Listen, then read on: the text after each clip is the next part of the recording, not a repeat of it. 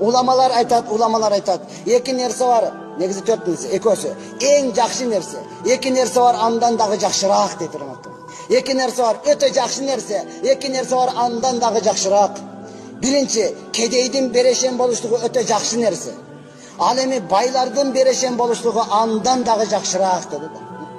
Кедей болсо дагы бере берет, аябайт, өтө жакшы нерсе. Байлардын берешен болуштугу андан дагы жакшыраак.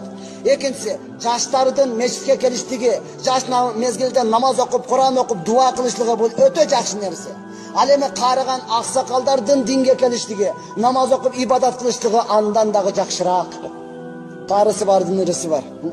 Ушул эле нерсени тескерге кылып айтат. Эки нерсе бар, өтө жаман нерсе. Эки нерсе бар, андан дагы жаманыраак. Андан дагы жаманыраак.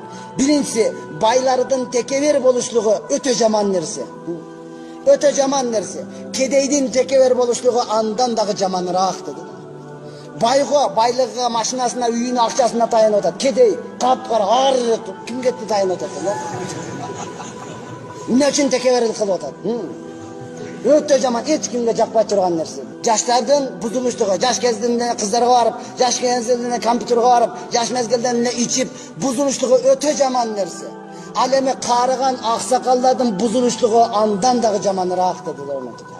Андан дагы жаман. Ана кимдин келинекен деп турган болсо, аксакал карыдыңыз го, карыга менен жүрөп жашта дейт турган болсо, бул эч кимге жакпай турган нерсе деди, урматтуу тууган.